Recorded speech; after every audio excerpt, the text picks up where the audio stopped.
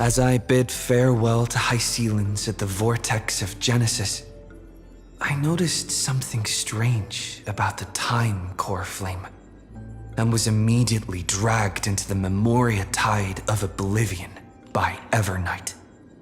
She was once the hidden power that March manifested by sacrificing all of her memories. Yet now, she harbors other secret intentions in her heart. Meanwhile, Dan Heng warped back to the Express via a spirit warp jump, only to discover a memo snatcher invasion. Everyone then realized that the Remembrance's forces had already permeated Amphorius and blocked outside intervention. To establish contact with me, Dan Heng was determined to return to Amphorius immediately. After waking up in the false trailblaze, I managed to escape with help from Cyrene and Sunday. Unfortunately, Evernight held absolute control, causing me to fall into the Memoria tide once again. However, Black Swan took this opportunity to quietly approach Evernight. Dan Heng returned to Amphorius and beckoned the heroic spirit of Finan with divine blood.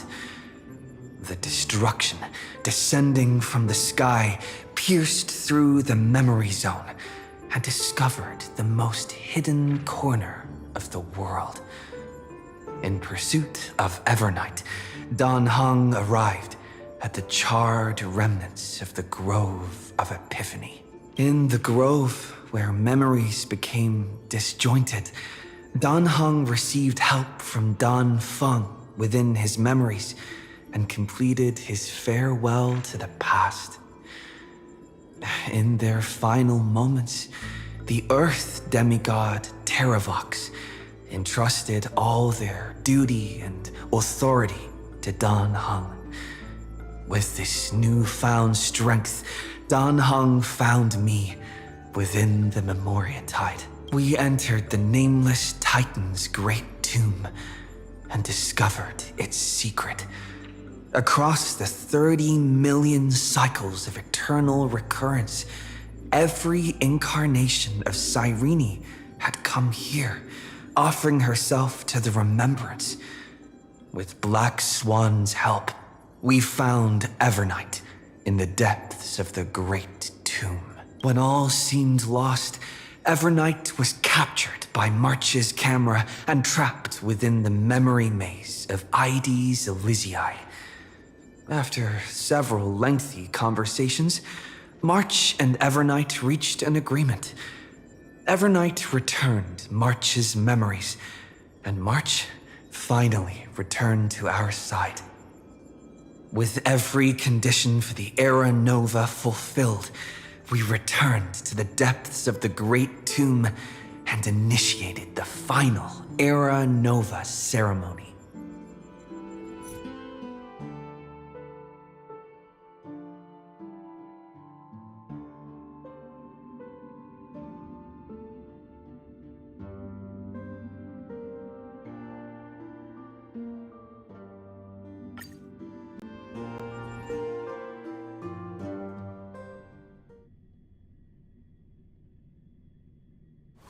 When we get back, let's not leave March 7th out of the loop. All right.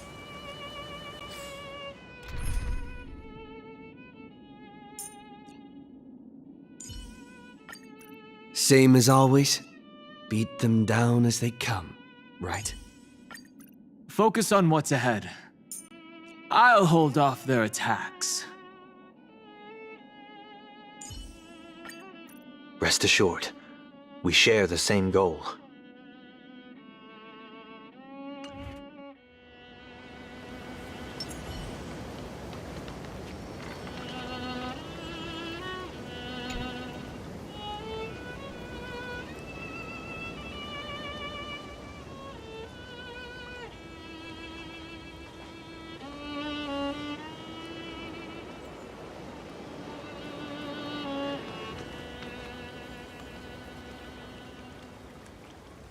This view hasn't changed at all, has it?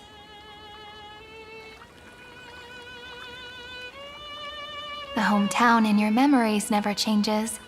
But when you return to your senses, you realize that fate has already stolen the time away.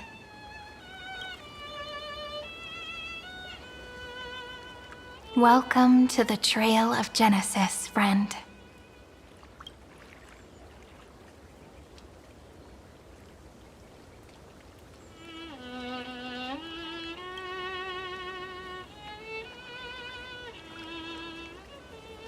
Indeed, the Scepter's extrapolations have reached their end, but the process of Genesis has only just begun. The path ahead will no longer rely on emotionless programs. It'll be decided by the will of humankind.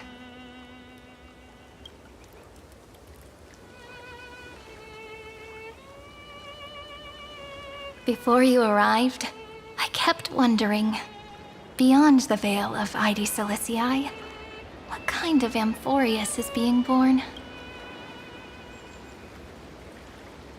I can see fragments of it when I close my eyes.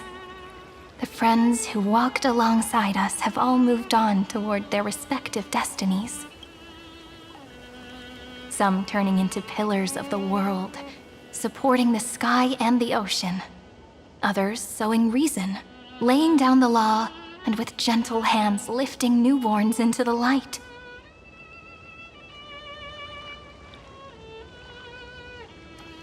Death and strife are no longer feared by people, and trickery has become the innocent games of children. All beings living ordinary and peaceful lives, within the net woven by romance and passage.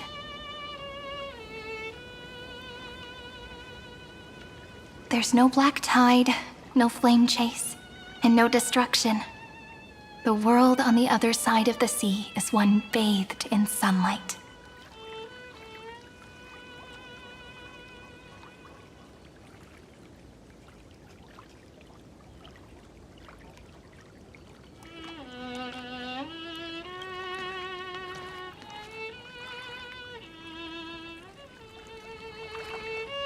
Like a happy and carefree childhood, the era Chrysia in this cycle will last for millennia, until it reaches the moment decided by the prophecy.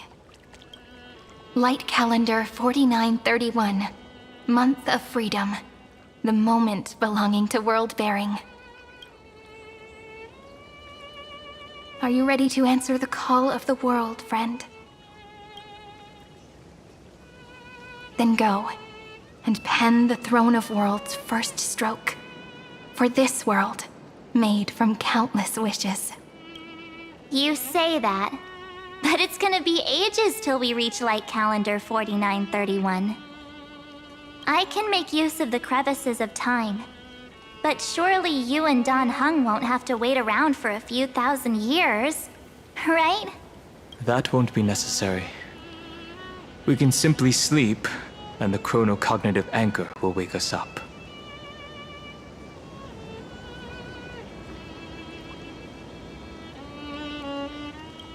That's right. We've both become a part of the new world. Just waiting for you now. Our consciousnesses can converse with each other across the heavens and the earth, possibly due to the influence of the Trailblaze. I am now connected with this earth, and I can feel the breath of every mountain range. I see that the tallest among them is named Akama, and the form of the holy city is already taking shape. In other words, your stage is almost set. Do you want to take a leaf out of Kefali's book and make some prophecies before your nap? But we're not the only ones who have changed. The chronocognitive anchor just transmitted a message stating that Iron Tomb has reacted to the Era Nova. The moment when our friend bore the weight of 30 million cycles of memories. Was probably also when the scepter devoured 30 million cycles of destruction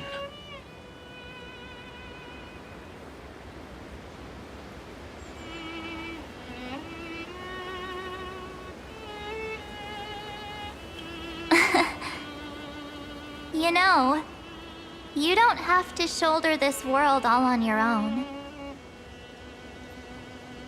After someone boards the Express, the word alone ceases to exist.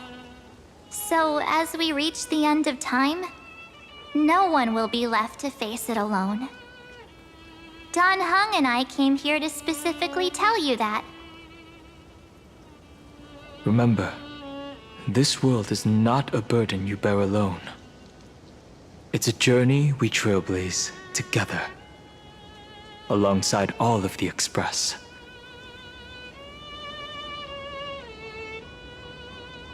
All right. It's time for Dan Heng and me to go have a super long nap. Look after this world for us. The road ahead is long, but we'll be waiting for you at the end. We'll definitely meet again. Let's take one more look at the other side of the sea before we set off.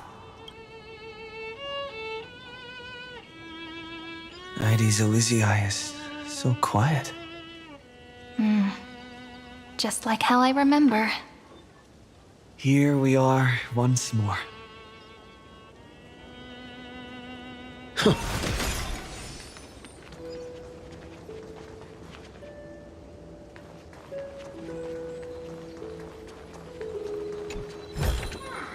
Looks good.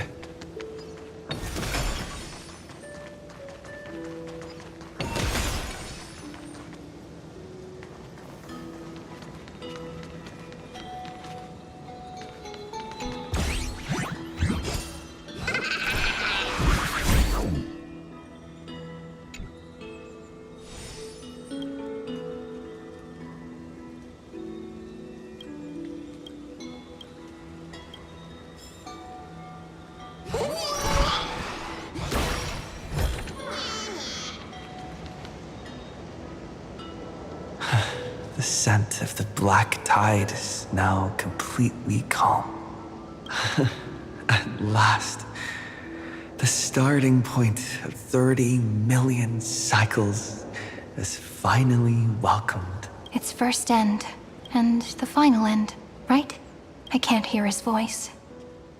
There are no flowers there that bloom for him, nor is there a star that is his. Finan is the only one who didn't reach the new world. Look, the golden light that shone upon the grove still meanders between heaven and earth, like the prophecies of Amphorius. It has to be a sign he left behind. It points towards the destruction and the deepest night.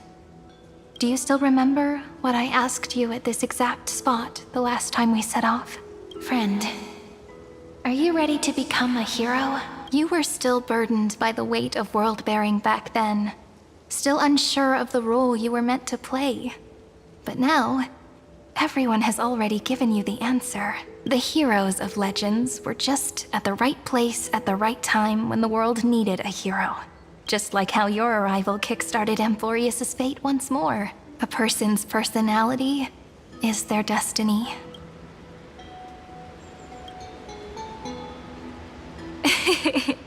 We best. Those are such beautiful words. Thank you, friend. I was also trying to cheer myself up with what I said. After all, before we truly compose the end of this story, I must also pluck up the courage to head off with you.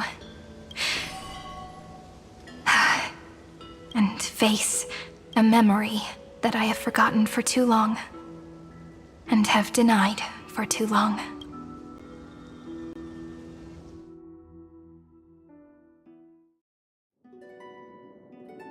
It's so dark. What is this place? The great tomb of the nameless Titan. The deepest recesses of memory. Also, the place where Cyrene was born.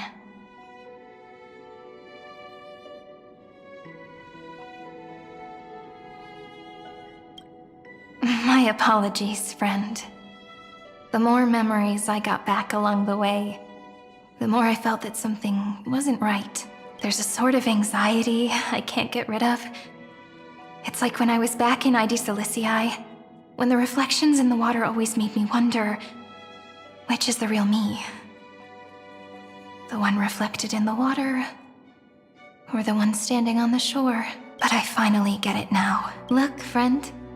The words on that wall are the answer. 1, 2, 3, 4, 5, 6, 7. Do, re, mi, fa, sol, la, ti. That rhymeless tune is the lullaby of little fairies. As always, I'll read this book to you. That way it won't just be Cyrene's memories alone. I've always thought that I was the narrator of the Flame Chase journey.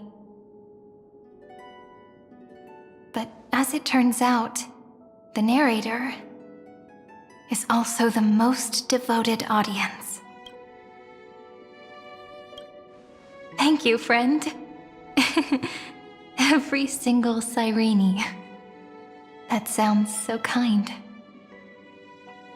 At the moment of Era Nova, I was enveloped by the texture of memories. Within the glistening crystal, I saw countless Cyrenes, as well as countless versions of me. This is the final puzzle piece of the memories. A prison born of the erudition, a grave annihilated in the destruction. That unknown solitary god, the 13th Titan who should not exist. The first new spore. The demiurge is right here.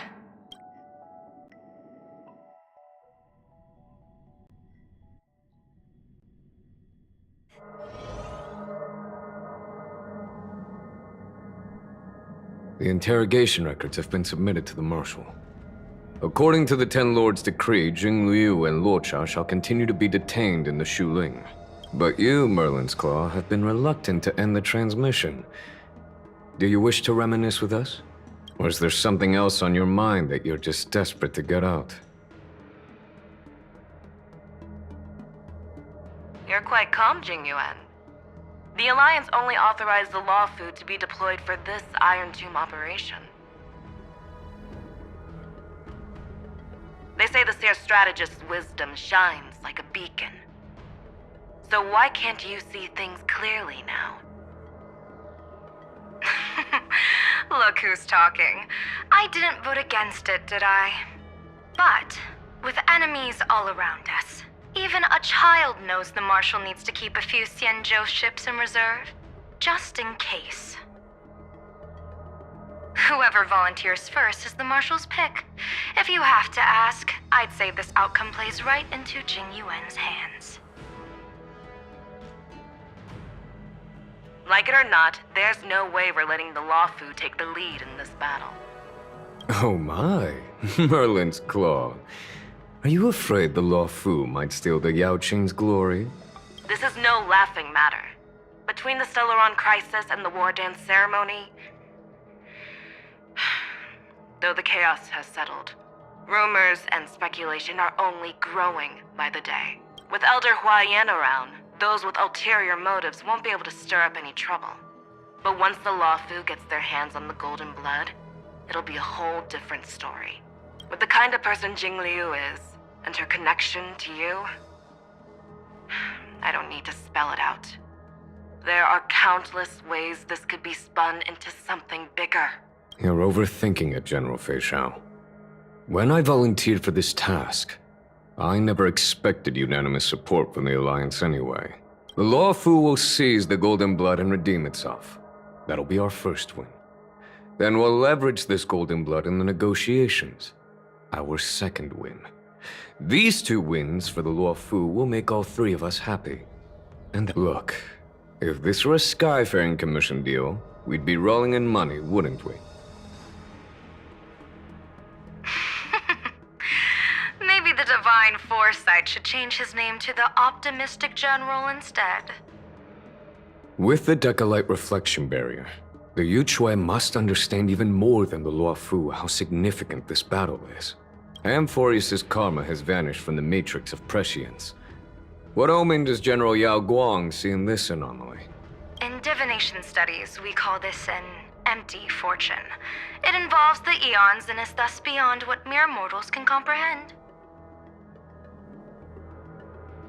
Your explanation isn't any clearer than Lady Fu's. Come on. How hard is it to understand the word uncertainty? For the Cobalt Head, the emergence of Iron Tomb is a calculated instant, but I don't believe they will just sit around waiting for death. And for the powers of the cosmos, this is their chance at survival, and the key to turning the tide of interstellar affairs. The Astral Express is leading the formation of an allied force, but I can see each faction has its own hidden agenda. There are even divisions within the Alliance, so it's not that hard to imagine how the other factions will react. Jing Yuan, I crossed paths with Selenova's Legion at the Battle of Sedunirama Star Cluster. Be extremely careful. The Ruined Legion's troops and weaponry are nothing to write home about. The IPC, even the denizens of Abundance, could take them on. However, while Void Rangers are just expendable pawns of the destruction, the real wildcards are... The Lord Ravagers. Indeed. Nanook's emanators are also their weapons to burn down the paths. I'm afraid conventional military tactics and strategies will be useless against them. My assessment is this. To completely take down a Ravager, we must disregard casualties and spare no cost. My only fear is one wrong move, and the Luofu will fall into Fintilia's trap again, inching ever closer to destruction. Doubt is exactly the demon she wants to plant in our hearts. Do you still remember the beginning of the Alliance Oath? To save future generations from war and bloody dispute. The Rainbow's arrows have always aimed at any force that threatens the cosmos. Now that the Trailblaze walks alongside us, the Cloud Knights shall keep their oath as they have from the beginning. I just hope those on the front line will remain safe.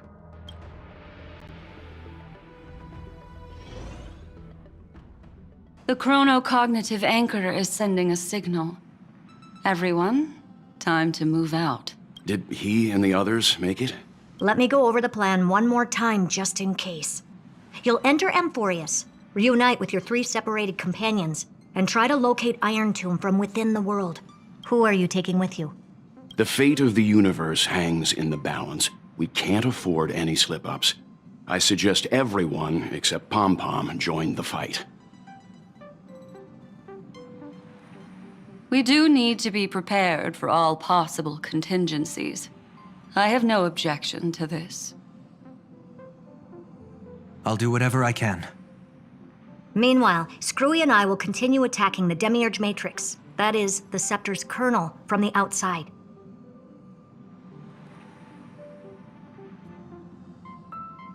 With our 2-pronged attack, we'll turn this hunk of metal into scrap for sure.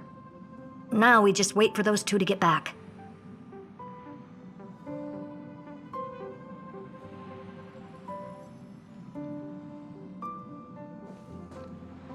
Oh, and just like that, they're here. Sorry to keep you waiting. With Planet Screwlum's help, the formation of the Cosmic Alliance to counter Iron Tomb is progressing smoothly. The cosmos has set its sights on Amphorius, and now it's just waiting for the first shot. Well then, let's not waste any more time, Fourth Mirror. It's my time to shine! Finally off the bench! Initiating thought refraction. Please read the safety protocols carefully. Huh?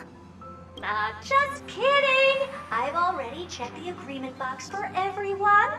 And now, destination? Amphorius! 3, 2, 1, launch!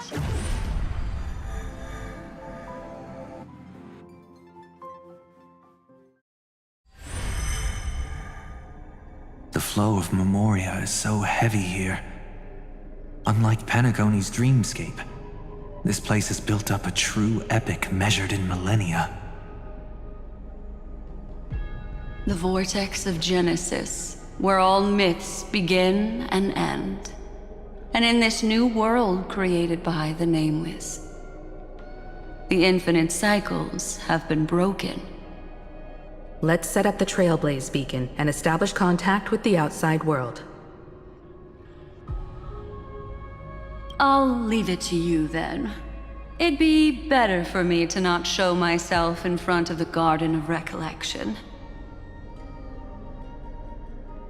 And, Mr. Sunday, you probably shouldn't show yourself either. Agreed. The Astral Express has landed. If you receive this message, please respond immediately. Over. This is the Xianzhou Alliance. Communications normal. Interastral Peace Corporation. Communications normal. No response from the Galaxy Rangers. Not surprising. But I didn't expect the family to also stay silent at such a critical moment. That's a pretty blatant disregard from the family for Penacony's independent director, I'd say. Long time no see, Miss Himiko. It's been quite a while, Madam Jade. The significance of this battle rivals that of the campaign against Sulo.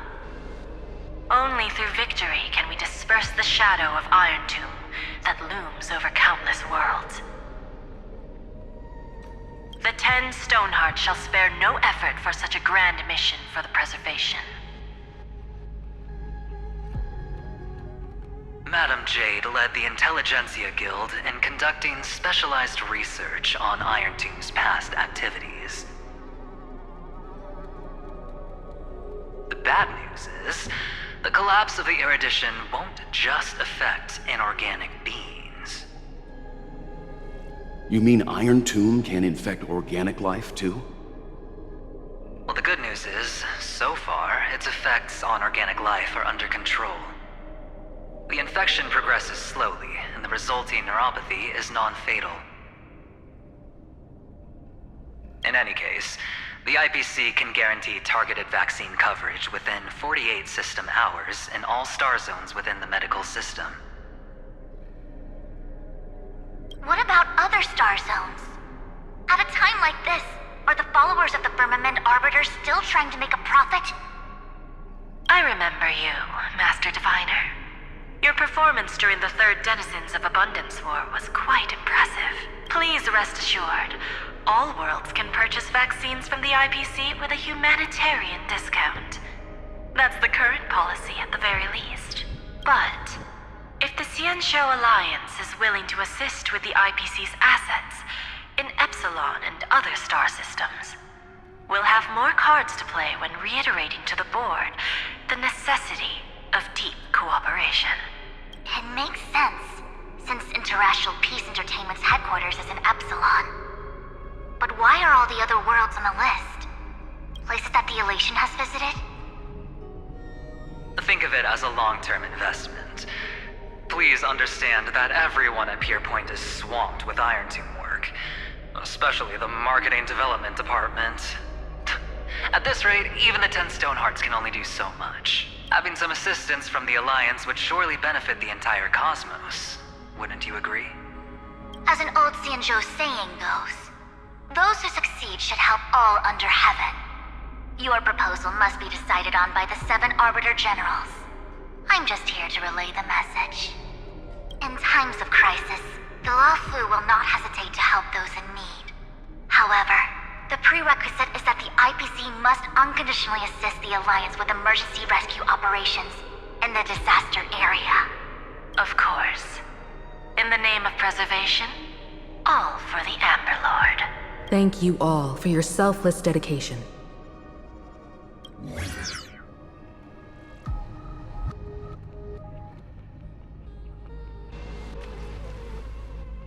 It's clear that each party still has qualms about everything. The clash between destruction and erudition isn't just about the fate of the cosmos. It's a moment for all factions to reshuffle their cards. You can never be too careful when battling a Lord Ravager.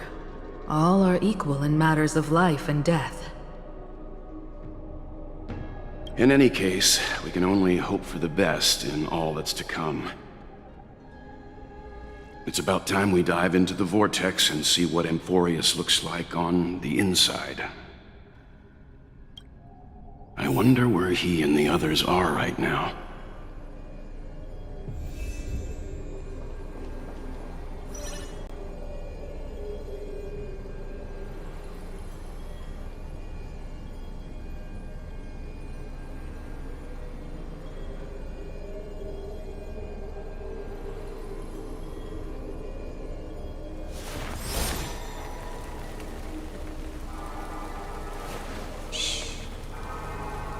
Listen with me to the memories.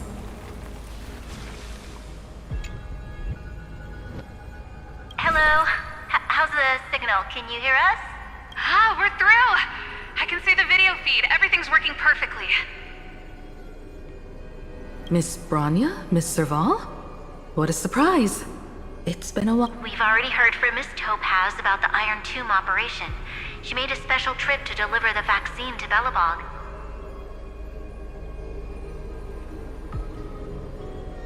I can't believe the Express crew is at the eye of that storm. Is everything going smoothly? Don't worry, we're still following the plan step by step. How's the situation in Belobog? Urillo 6 is located on the outskirts of the preservation barricade. While it won't bear the brunt of the first wave, there's still a risk from the aftershocks. Matt, Kid, Japard, and Pela are busy organizing the Silvermane Guards, having them consolidate their lines and dig trenches. Zila and Lynx just got back from the Geomarrow vein production chain. Hey, do you want to say something to them? That would be unnecessary. It'll only shake their morale. Just... Miss Bronya, I'm afraid this disaster will be far more terrible than you can imagine. Please, be sure to follow Miss Topaz's instructions and make thorough preparations. Of course. We have resealed most of the engine of creation beneath the ice to prevent the will of the preservation from becoming an accomplice to the destruction. Don't worry, Miss Himiko. Belobog is far more resilient than we imagined. We really wish we could help, but Urillo 6 has only just woken up from its hibernation. The Astral Express, standing at the forefront of disaster, is the hope for many ordinary civilizations across the universe. In the face of a massive catastrophe like this one, relatively smaller civilizations have never had many options. But that's exactly why we have a resolve that's second to none. If anything goes wrong... Miss Topaz, I hope you can help out and rescue the affected citizens. No problem. Also, didn't the Xianzhou sign a friendship agreement with Urillo 6 earlier? They won't stand by idly either. I appreciate your kindness, everyone. But Urillo 6 is our home. We will defend it to our last breath until the last Belobogian falls. Miss Bronya. May all civilizations that have made it this far on their own strength weather this crisis together.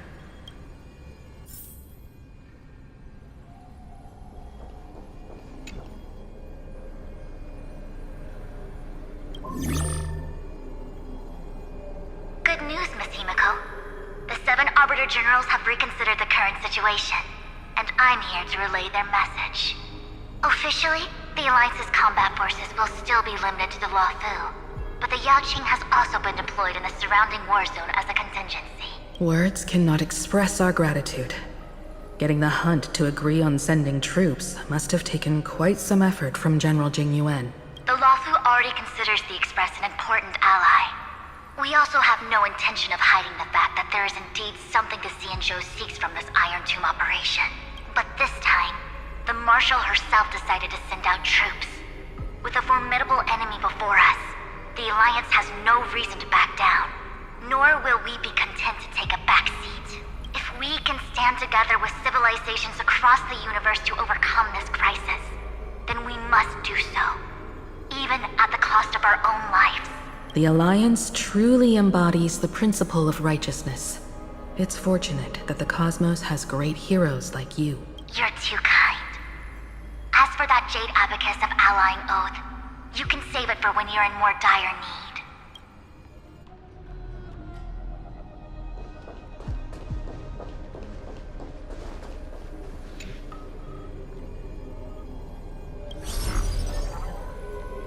I regret to inform you, Miss Himiko, that even the Strategic Investment Department is constrained when it comes to the Iron Tomb issue. And it would be difficult to meet the expectations of the Astral However, Madam Jade instructed us to look after our nameless friends as much as possible. So let me offer you all a small suggestion. Just other departments at the IPC might also take this opportunity to extend an olive branch to you. When that time comes, I hope the Astral Express will remember that the 10 Stonehearts were willing to stand with the Trailblaze, even though we were in a difficult position. And more importantly, we were the only ones willing to do so. Sounds like a threat, doesn't it? But trust me, every word comes straight from the heart. Has the internal conflict within the IPC really gotten this bad? Everyone knows about the bad blood between Diamond and Oswaldo, but at least until now they've had an uneasy truce, until the Lord Ravager Archforger caught the board's attention. I'll leave it at that, as it's confidential information. Hope you can understand. I understand. Our immediate priority is to address the Iron Tomb crisis. Let's hope for success from the start. This might help ease everyone's pressing concerns.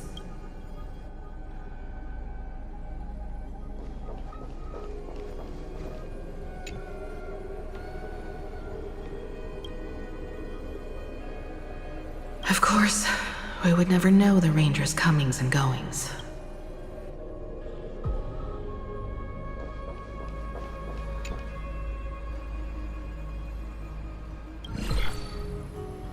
Miss Himiko, is that you? Yes? And you are Miss Robin. Yes. I apologize for not being able to respond during the meeting earlier.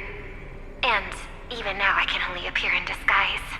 On behalf of the Penaconian family branch, I extend my sincerest apologies to everyone. We tried to request aid from the family, but we essentially received no response. I've heard about the internal conflicts within the family. Miss Robin, there's no need to apologize. Every bit of strength is precious at this moment. Thank you for understanding. The good news is, since you're one of the shareholders of Penacony, the family heads have agreed to allow me to lead all Astonian tuners to the front lines. My charitable foundation will also do as much as possible to provide support in this battle. They'll ensure that proper arrangements are provided for those wounded on the front lines, and for residents in affected areas. Miss Robin, I'm beyond moved by your spirit of self-sacrifice.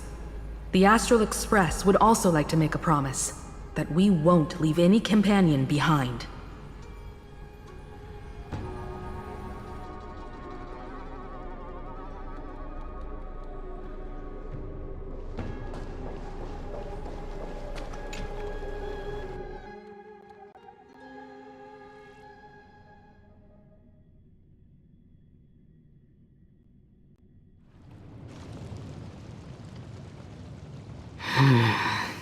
Why is there no one here? Everything in Akama seems normal.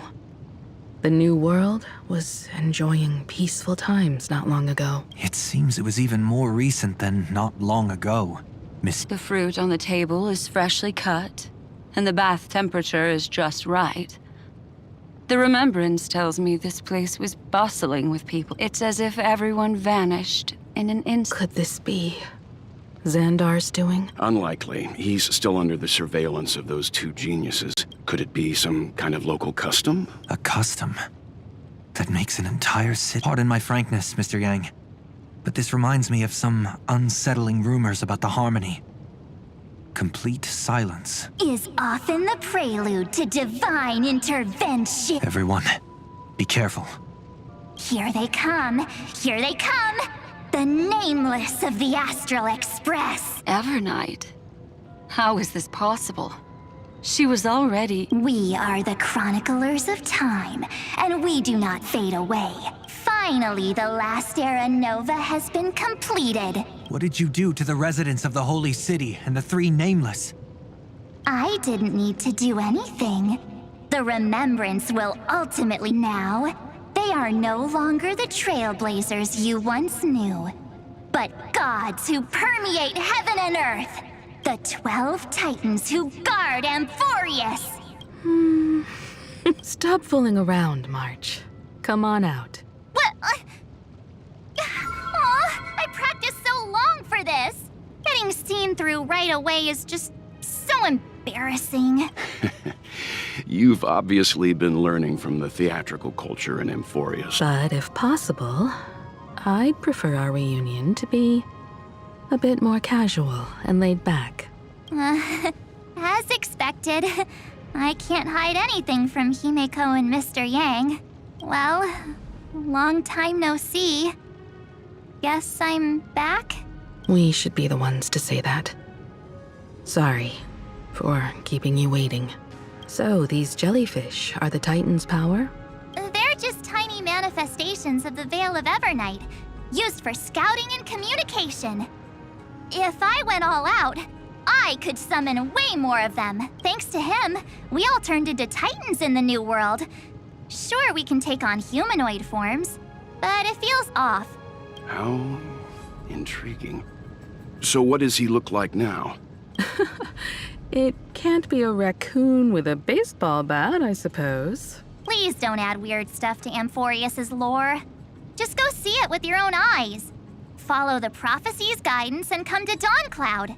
He looks way more majestic now than he used to.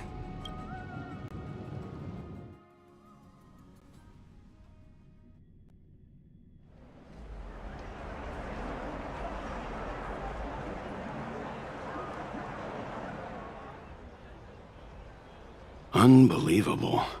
All the residents of the Holy City have gathered here. This isn't just a gathering. It's a pilgrimage. The people's expressions are resolute, devout, as if waiting for a miracle to descend. That colossal deity is him. He has become the pillar of the world.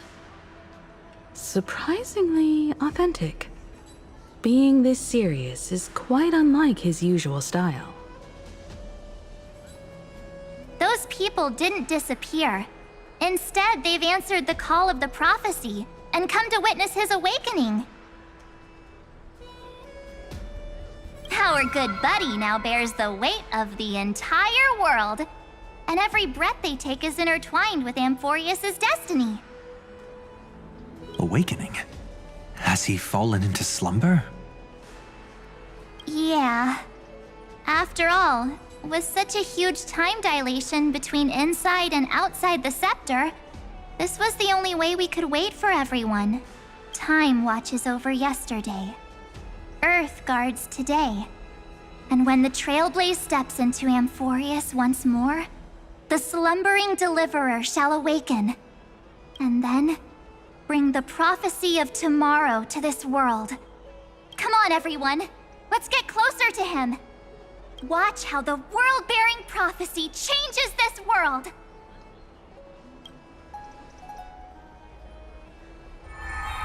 Oh, it seems the kids are already miles ahead of us at this stop. All the more reason we can't afford to slow down our pace. Let's go witness this moment for ourselves.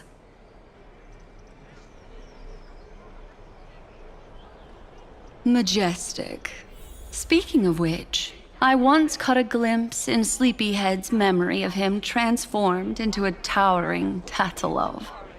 Could it be? No way! That was just a nice dreamscape. At least nice for him. If they are the throne of worlds who bears the weight of this world, perhaps they could guide a traveler still wandering among the stars. Hey, since when did you get all pious?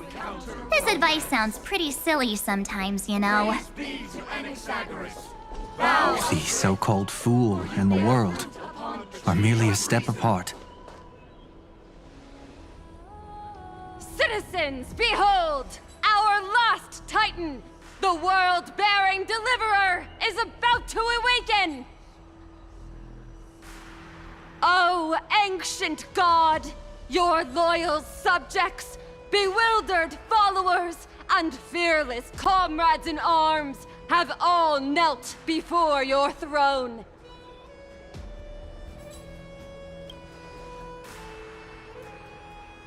Awaken from your eternal slumber and bestow upon the world your divine prophecy! Please guide us! Show us how to embrace this beloved world as we welcome that distant dawn! To walk the path of a mortal as a god, or to bear a divine burden as a mortal.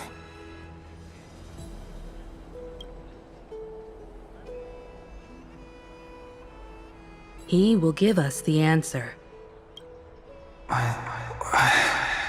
But I am not the deliverer.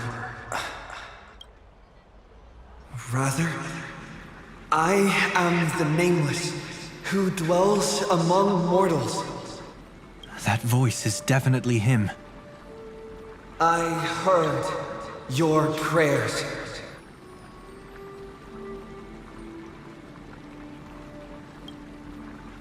The core flames flickered and dimmed, and the age of the gods met its end. So flow, golden blood, flow. I'll bestow it upon you, returning it to the true masters of this world. Stand with me and become heroes.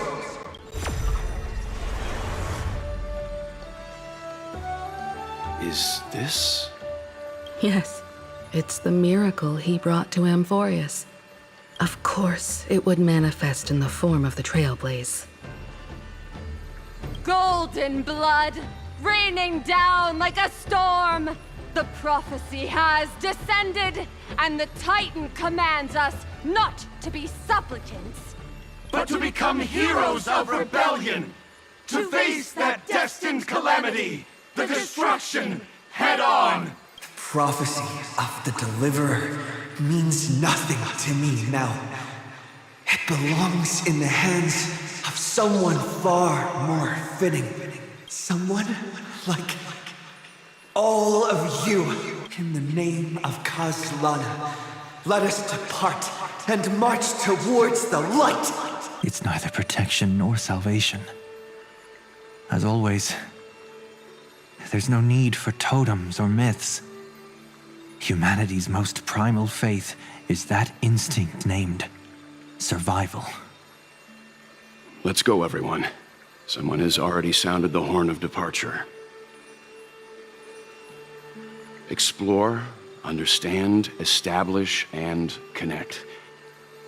Together, let us blaze a trail for the destiny of this world.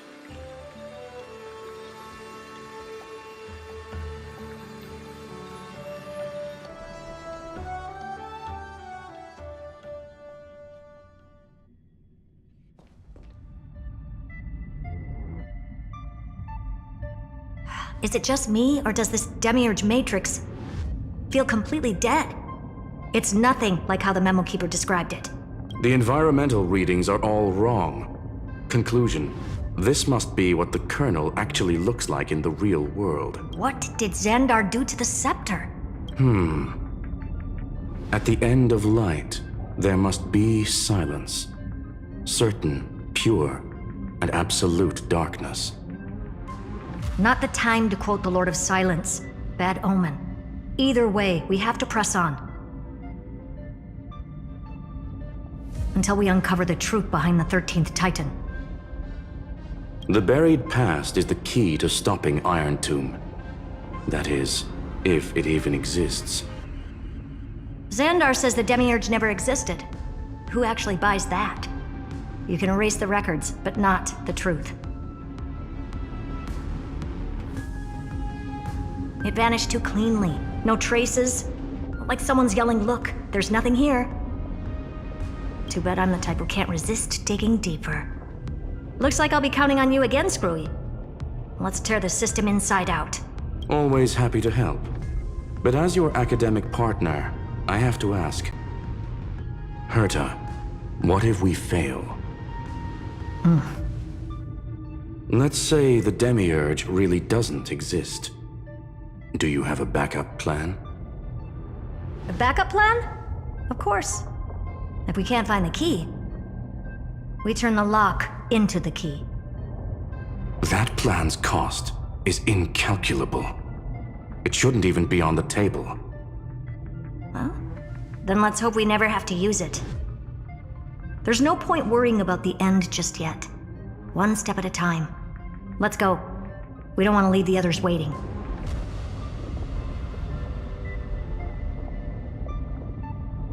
You brought what I asked for, right? A butterfly has to land on the branch before it can dance.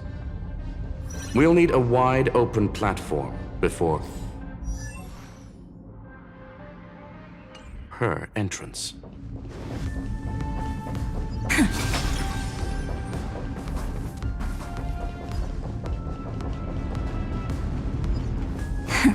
Play nice. Just use that thing over there, Zag. What a dumb name. I hereby rename it Herta's Big Hand. Herta's Big Hand is what I call power. Keep it going. Still not done? What is this? Finally. All set. Time for your precious treasure to make its debut.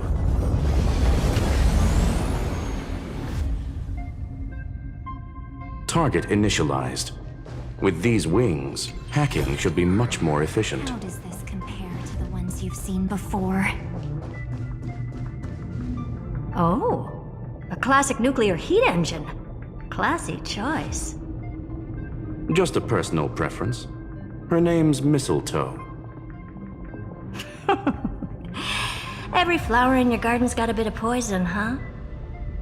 Also a personal preference. It reminds me of the last time when we tangled with that Punklorian brat. What did she call this kind of infiltration tool again? Right. Dirty data shell. It wraps around the kernel to fool even top-tier firewalls. But yours is way too clean. Not even a hint of real-world grit. Herta, your tone is unusually emotional. Suggestion. Let's get back to the topic at hand. I thought we were done with that conversation. Unfortunately, current conditions won't let me ignore any variables. Especially the most important one. Your will. Iron Tomb never stops. It is evolving faster than any of our worst projections. Every instant in the Eon's calculation is like a sword hanging over the cosmos. Every move humanity makes could speed up its arrival. Which is exactly why we can't mess this up. And now, Droidhead wants to hand down judgment to the poor cosmos again. Border Star Trade War, Emperor's War, Rubert's death. Every time their instant arrived, it meant another bloodbath for humanity. But in this ultimate battle of erudition, you and I are supposed to be players, not pawns. If you choose to burn yourself out as a resource, then everything we've worked for means nothing. Herta, the cosmos won't just stand by and let a genius throw their life away. And neither will I.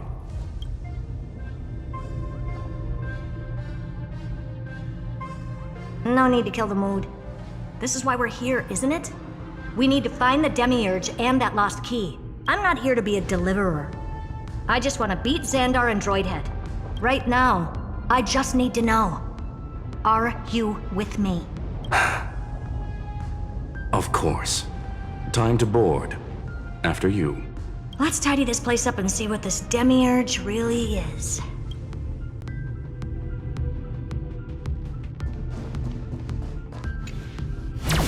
Let's hope this matrix is better organized than the Emperor's junkyard of a birthplace.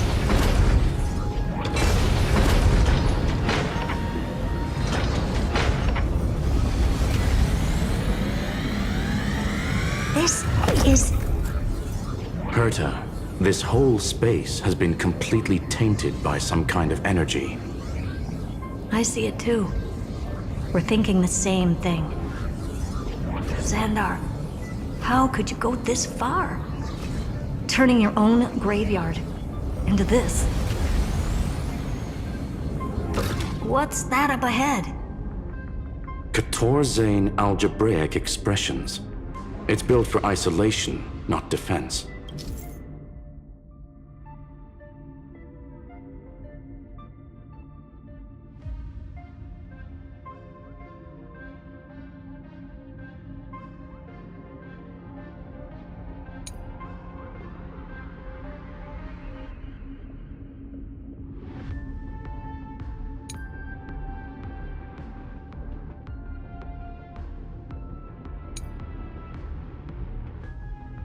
So basically, the door to the tomb, right? Great. Let's find the handle. I'm picking up multiple independent signals with the same data structure as the barrier. Projection. We can hack the terminal, reverse the computation, and turn it into an attack. Classic move. Use their own systems against them. Take us to the nearest one.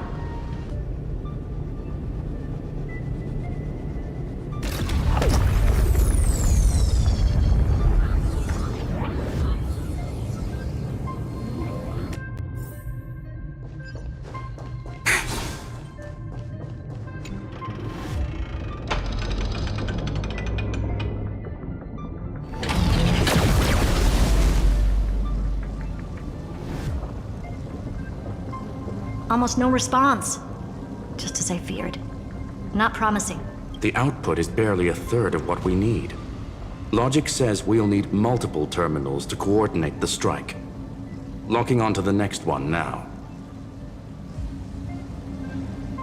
Find anything else? Regarding the origin of these ruins, no logs found yet. Xander erased all records, but I did find some interesting scars in the circuit. High energy radiation, internal imaginary energy contamination. From what I know, there's only one thing that fits. Skip the science talk, Screwy. That thing only goes by one name, the Stellaron. Exactly. Xander blew one up just to clean the entire scepter system. So that's what he meant by killed that Titan with my own hands. He wanted to turn the neuron of the erudition into a relay for the destruction. That meant getting rid of all of it at all costs. The life form known as the Demiurge was the original target of the Scepter's extrapolation. It makes sense. Evernight calling it the first new spore confirms this viewpoint. The prime mover of life. That's what Scepter Delta ME-13 was originally tasked with. Even after it got scrapped, the query kept running. Yet the true value lies in the process of solving it, not the answer itself. Then, does this mean finding the Demiurge is hopeless? No, I'd say exactly the opposite. It means Xandar had no control. He couldn't contain the Demiurge just like he couldn't handle Droidhead. So he tried to erase every trace. But he failed. It still left a mark. By the way, if there's another Stellaron in Amphorius, why hasn't that little one reacted to it at all? You said that...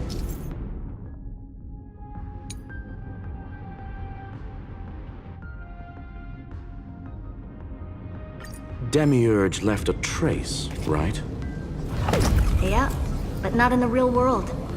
Remember the great tomb of the Nameless Titan?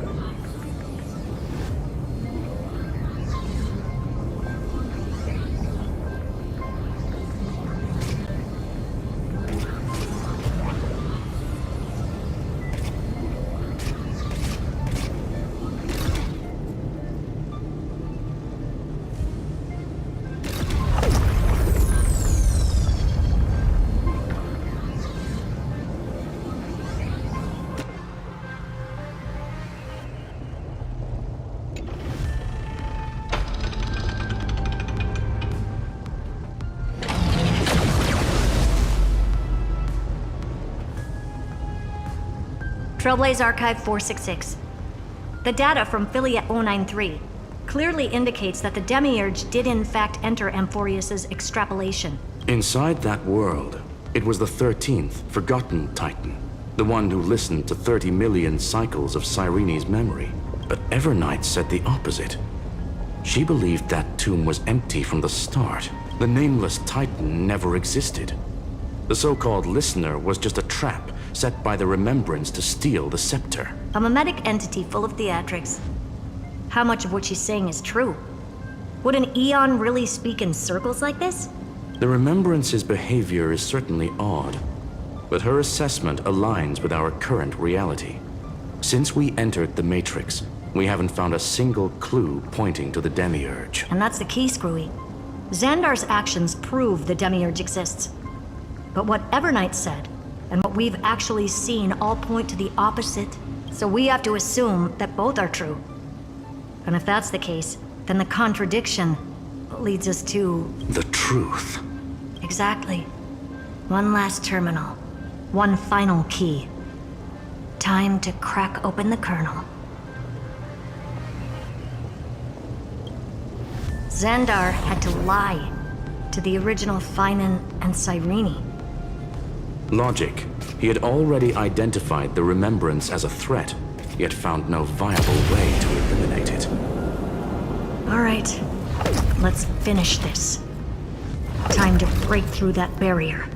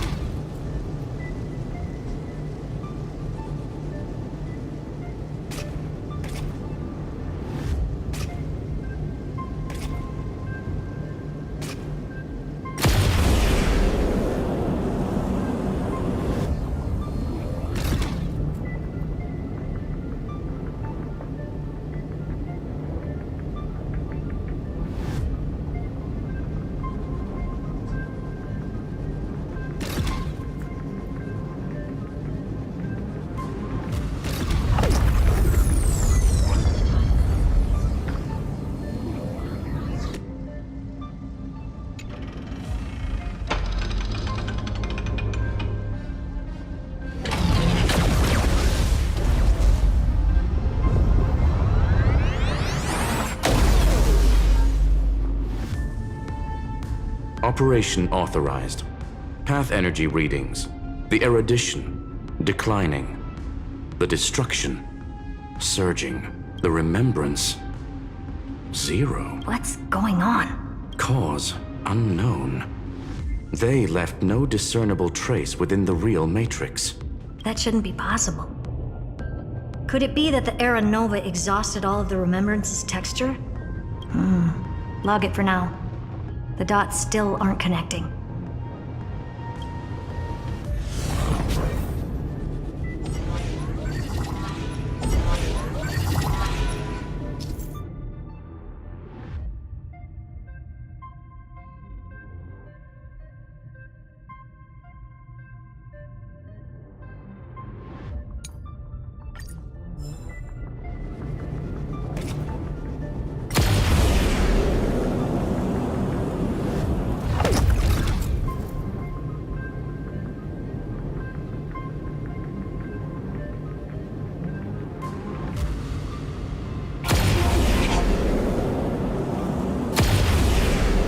Quieter than I thought. I was expecting a full-on aerial brawl. It's advised to remain vigilant. The destruction's levels are still rising.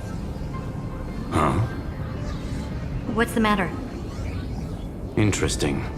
I just picked up a signal from the Exo myth.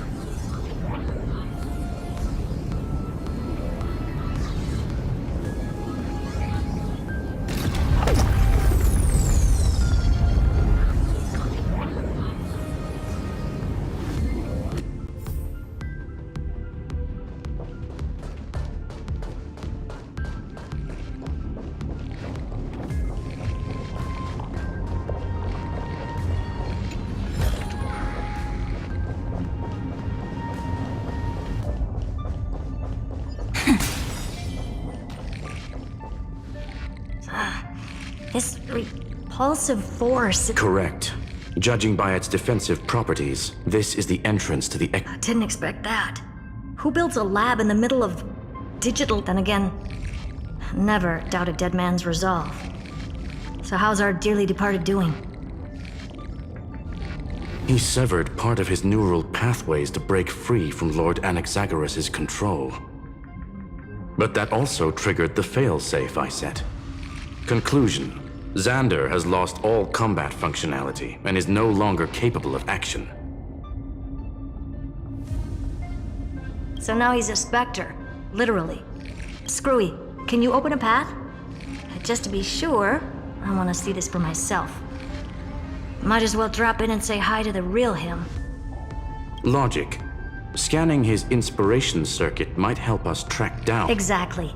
His brain is the crime scene. There's no way it's spotless. But it could be a trap. That's why you're here. 2-on-1. We've never lost a matchup. I'm honored. The chronocognitive anchor's in place. Proceed when ready.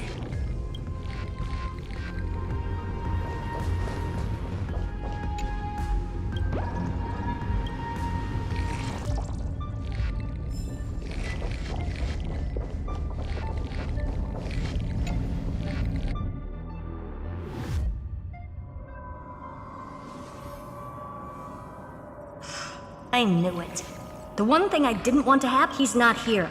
The coordinates are accurate. Xander is, however, his position is shifting rapidly and chaotically. This pattern doesn't match any known shielding technology. It's his domain. Stay.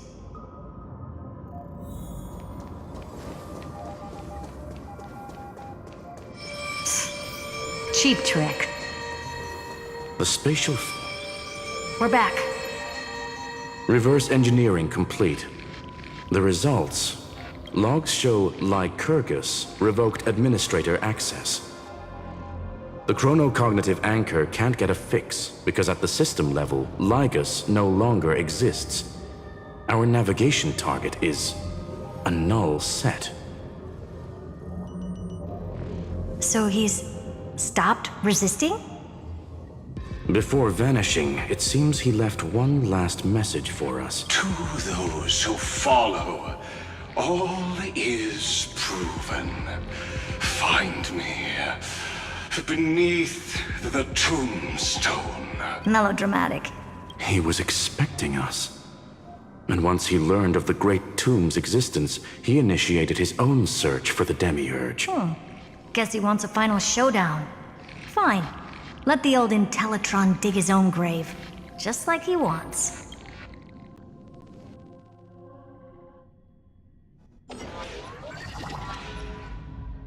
To be in the purest light is to be in the purest dark.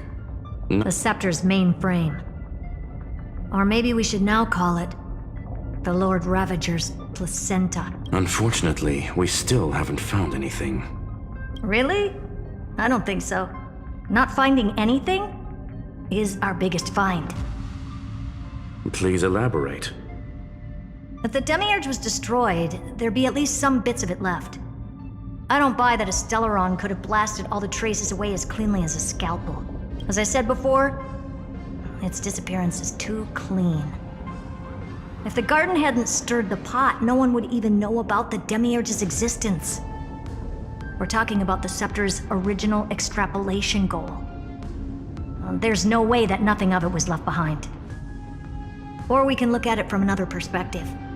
If you were Xandar, would you be this obsessed with a concept that poses no threat? Would you guard against it at every turn?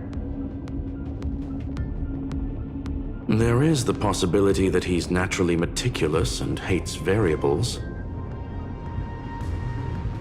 That does track with the impression he gave about himself. But Xandar shut that theory down himself just now.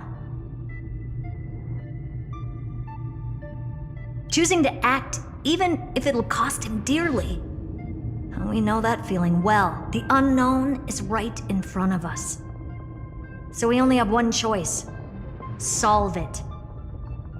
You sound pretty convinced. Surely you already have a theory. Care to share? Of course. Though I don't have hard proof, I'm almost certain that the Demiurge has been in everyone's plain sight all this time. Yet, they were mistaken for someone else. That'd make the most sense. Why was the room empty? Because the person locked in there had run away ages ago. But they were weak and small and had no presence whatsoever. Even the old Intellitron didn't notice them. Which also means there's a high chance that their powers are minuscule and cannot alter the outcome of the battle at all.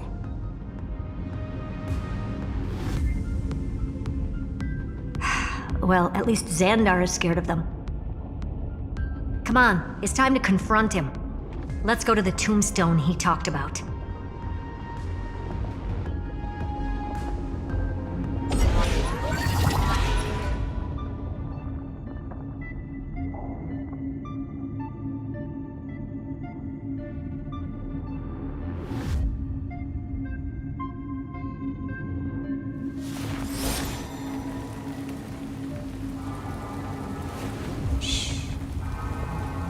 Listen with me to the memories.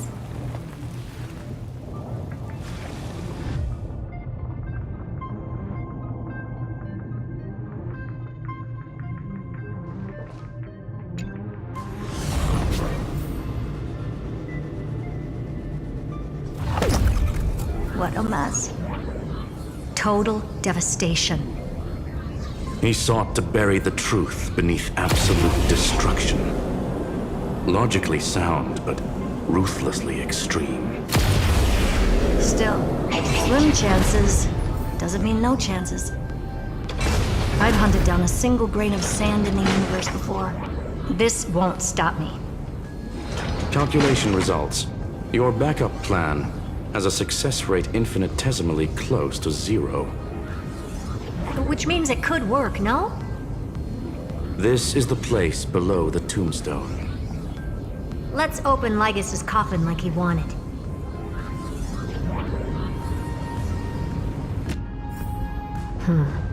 Looks like you were right. Nothing but a head left? Well, who'd have thought you'd look this bad in real life?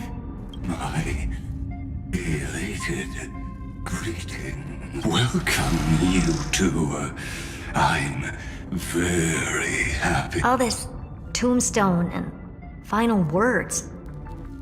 Did you end yourself to atone for your guilt or something? Iron Tomb is already powerful enough. I just need to wait. I remain here only to share the joy of discovery and also to congratulate you two on reaching the same conclusion as me. The conclusion regarding the truth of Amphorius's heart. End this charade already. That Amphorius's heart you're talking about is just a missing demiurge. And its corresponding vessel was this very scepter. You interfered with the experiment and made Amphorius's body into a hollow shell, all to incubate Iron Tomb within. That's why you either killed or kicked out all of the Memo Snatchers.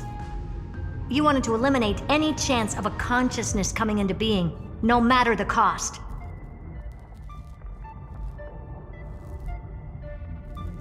Even the strongest wall can fall to a single crack. The memory of betrayal has been etched into my heart, and I will never show mercy. Now, the perfect vessel has already fused with Amphorius's body. Unfortunately for you, the answer is all but revealed regarding who the Demiurge is.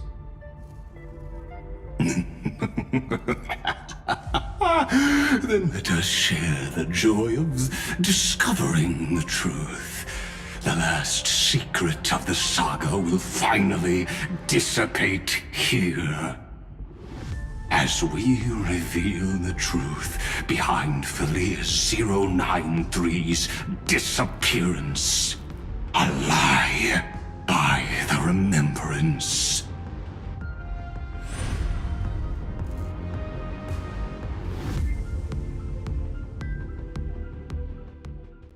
But where should I start with the story about me? From the beginning of the universe? Just kidding. That would be too much. I just want to tell a teeny story. So little that it started with a seed. I know you're listening, my good friend.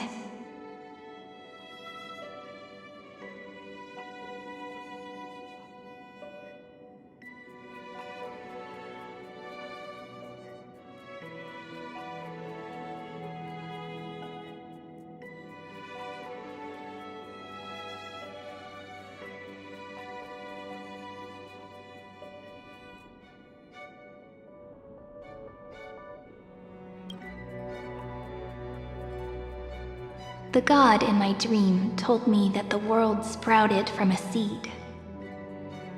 It grew into a great tree named Amphorius, and time became its branches and leaves, basking in the light. What a coincidence. Dappled light coming through the leaves is my first memory as well. On a very ordinary early morning, beneath the village's biggest tree, the daughter of Ide Silicii quietly came into this world.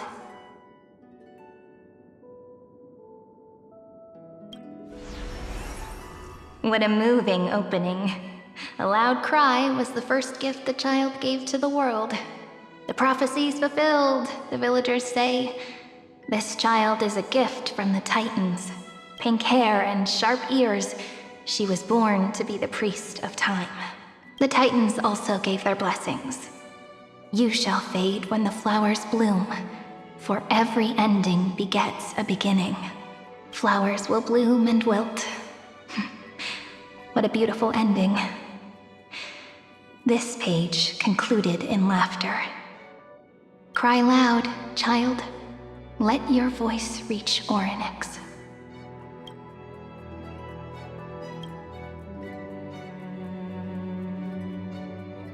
Anyway, I don't like tears. Time quietly flowed by in the midst of laughter. The wind from my hometown caressed the ears of wheat, and there were swings, wind chimes, the sea, and the little fairies off-tune a cappella songs. But the name Ide Silicii came from the unpleasant sorrows of the gods. My childhood friend did not understand. Yet you always seemed so happy, as if nothing ever worried you. Why was I like that then? That's because the world was gentle to me. So, I grew up to be gentle as well.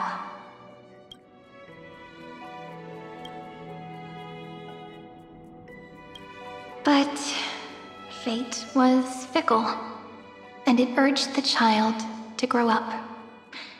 To grow bigger and bigger, and to go to places far away, just like how the crumbling world could not preserve an eternal hometown. Just as the ballad blown on the breeze says, losses are a constant on the flame chase journey. Oh, whose ears are pricked up now? You've definitely heard me say this sentence a lot of times. You know that the story starts to deviate from here. Aren't you looking forward to it? The hero's journey crosses through the long night, through tears and laughter, and once again heads towards tomorrow.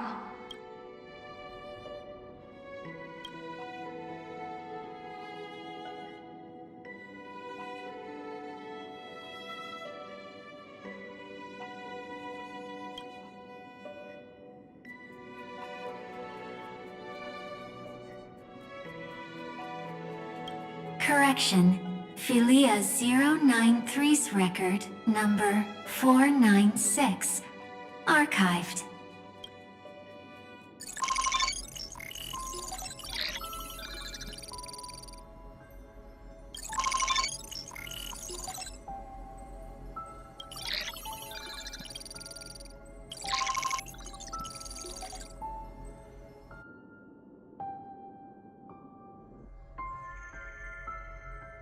Hi. Miss me yet? I'm just messing with you.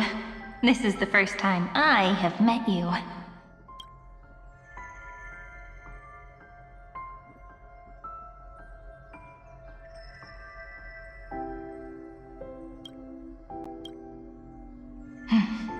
And it looks like it'll also be the last. Philia 093. Since we don't have all day, let's get started, shall we? As always, I'll read this book to you. That way it won't just be Cyrene's memories alone. Where should I start this time? Let me see. Formatting complete. 093. Size. Grayscale. Proportions. Threshold. Outputting analysis result.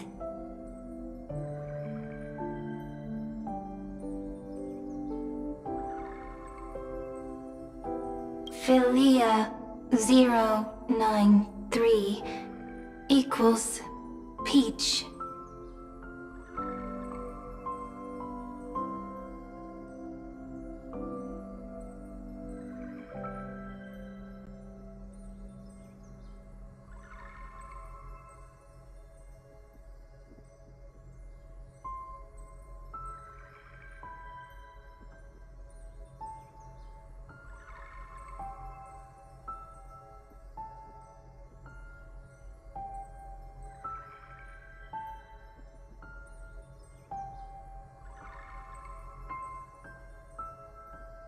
Peach's record, number 8128, archived.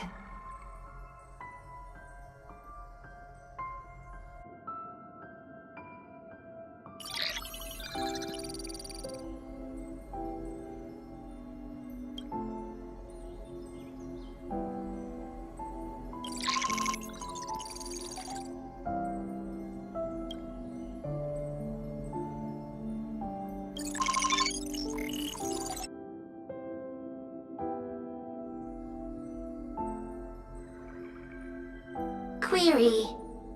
Record. Electrical signal sequence. Bolamos 600. Track. Strife. Related to. Stripe. Comment. Pretty. Electrical signal sequence. Schema 720. Track. Reason. Related to. Raisin. Comment. Yummy. Electrical signal sequence. Philia 093. Related to.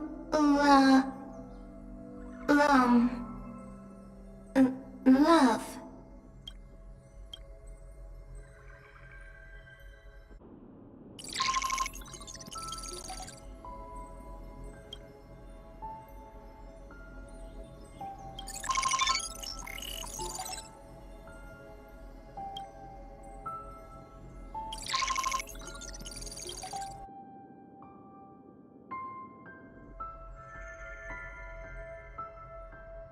Looks like it's time to say goodbye again. Bye, Peach. Before I was even aware of it, this book had already recorded too many emotions. Every page has become so heavy. Conclusion. Books are meant to be light, not heavy. I've started to feel uneasy whenever I take it into my hands. Peach, uneasy?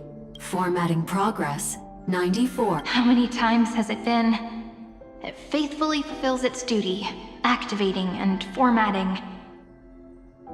Conclusion. progress bad? If I can only write the same ending every time I lift my pen, then is this weighty saga just an overly naive dream? Peach, scared. Formatting progress 96.024%. Peach, don't cry. Process error. Analyzing. Process error. Comment. I'm here. Process error. Really? Are you encouraging Peach? Happy. Thank you. I'm sorry for making you see this embarrassing side of me. Everyone's still working so hard. If I'm the only one who's crying, that wouldn't be romantic at all, would it? Record. Peach doesn't like tears. I'm suddenly reminded of my childhood for some reason. When I was hiding alone next to the tree hollow and wiping my tears away. A little fairy popped out, just like how you did. It had long ears and fluffy paws, and it pulled me into the tree hollow, where, to my surprise, was a forest. Let me tell you the story of the Membrance Maze. A group of cute little friends live in Ide Silicii's forests. Their names can be connected into a song. 1, 2, 3, 4, 5, 6, 7. Do, re, mi, fa, sol, la, ti. Formatting complete. Bye, Peach. Note. Little Peach. Crying alone. Little fairies. Friends. Save.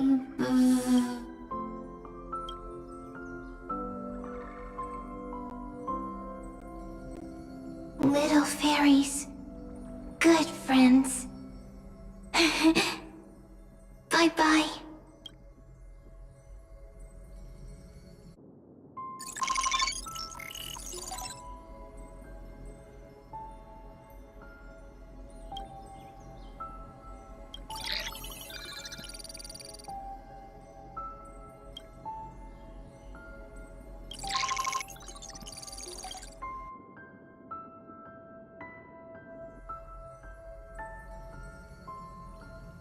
You never say anything, but I know you're listening. Every story I've told is like a little key that opened a door in your heart, no? Me! Little fairies! Happy! Speaking easy! I can!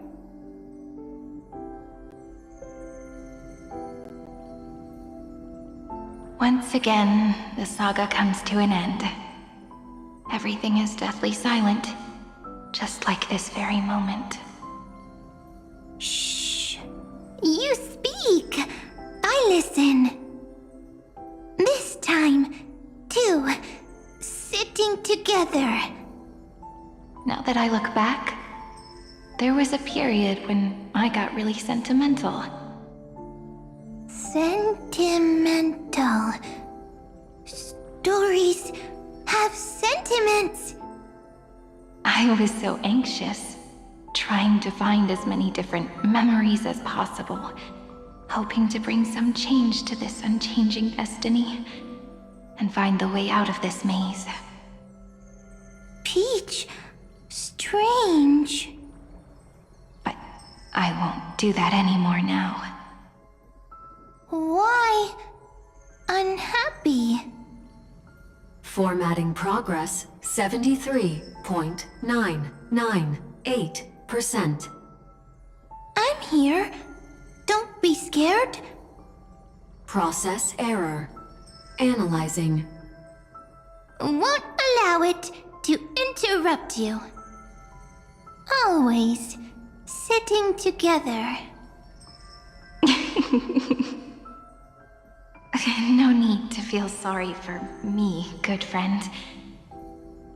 If there are no new blank spaces, how can a saga continue? Blank spaces? What's that? I'm actually really lucky, you know. During the long years I've spent waiting for the Deliverer, I've always had you here as an audience. Isn't that already enough? Not enough, not enough! Peach, don't leave! Now I can rest in peace in the past. As for when tomorrow will come, I'll have to ask the next Cyrene to continue our watch. Peach left.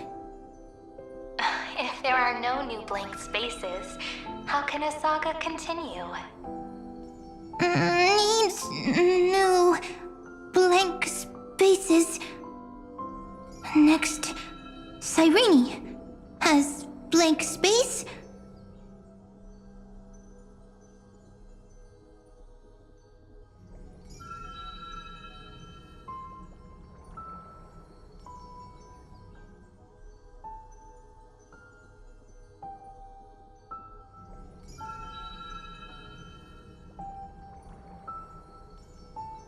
Oh, Peach, don't be scared. I'll help you. Find blank space.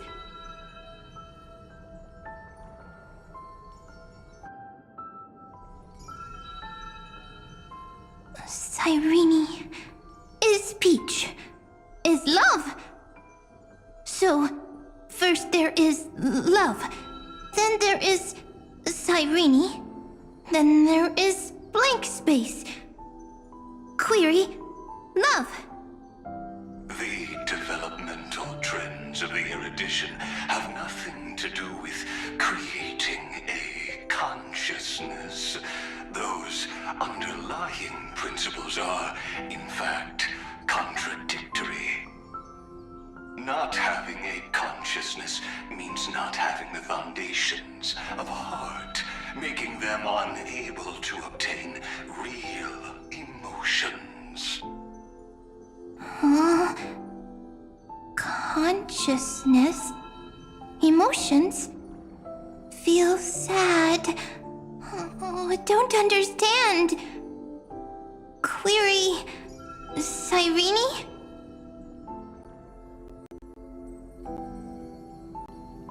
What could be behind this door?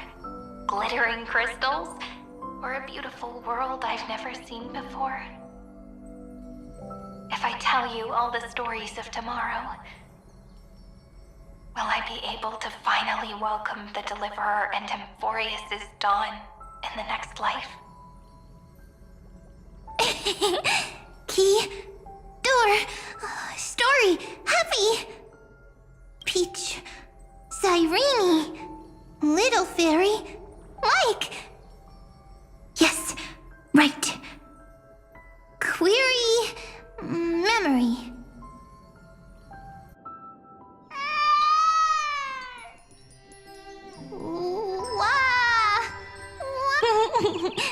Peaches, memories, save, learn. The prophecy's fulfilled. This child is a gift from the gods. Pink hair and those ears. She was born to be the priest of time. Cyrene has pink hair, sharp ears. You shall fade when the flowers bloom, for every ending begets a beginning. Cry, child. Cry aloud. Let your voice reach Orynyx. Cyrene is a girl, a priest.